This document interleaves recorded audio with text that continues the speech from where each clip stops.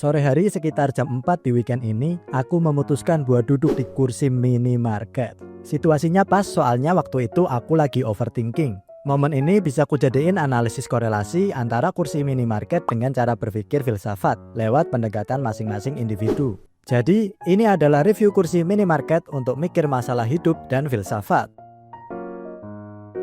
Sebelum aku review kursi ini, kita beli sesuatu dulu. Jelas aku langsung pergi ke tempat minuman. Tempat biasa kita bingung atau bengong mau milih apa. Tapi kayaknya setengah minuman lebih udah pernah aku coba. Jadi aku nggak bingung mau milih apa.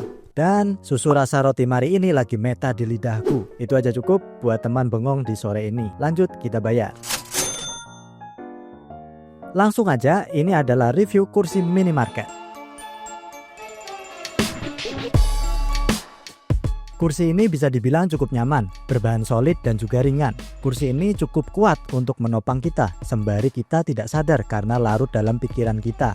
View pemandangan jalan juga menambah bumbu-bumbu variabel berpikir. Dengan biaya fasilitas yang cukup terjangkau, kita sudah disuguhkan alat untuk berpikir. Sekarang kita coba review kursi ini buat berfilsafat.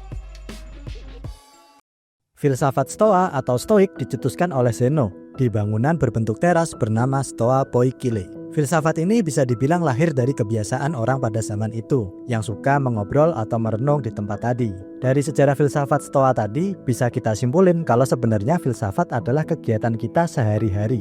Mulai dari kita berpikir dan mulai mempertanyakan. Jadi jika kita mereview kursi minimarket dari alam fiksi atau alam imajinasi, kursi minimarket mengaktifkan atau membuka ruang imajinasi. Membuka ruang kita untuk berpikir tentang segala macam kemungkinan, resiko, atau pilihan di hidup kita. Dan mulai mempertanyakannya. Dan ini indahnya berfilsafat.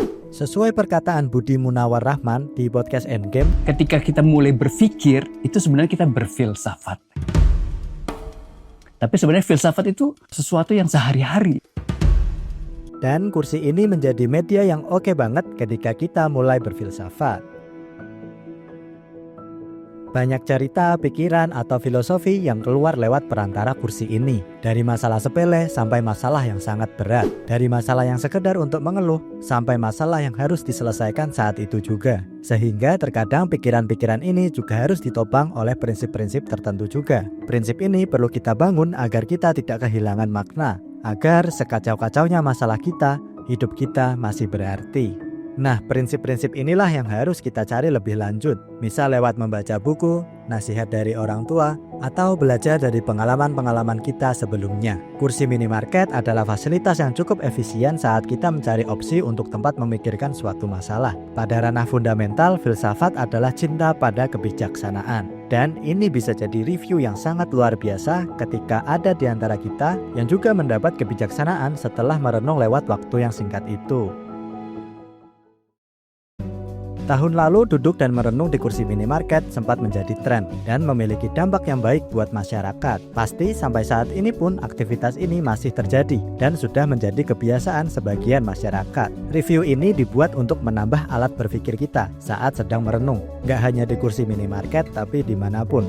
Bahwa kita boleh untuk berfilsafat tanpa batasan intelektualitas, stereotip jauh dari Tuhan, dan stereotip lainnya. Filsafat adalah tentang berpikir dan mempertanyakan. Filsafat adalah tentang cinta pada kebijaksanaan. Next, kita review apa lagi? Ketik di kolom komentar. Sekian, salam logikawan.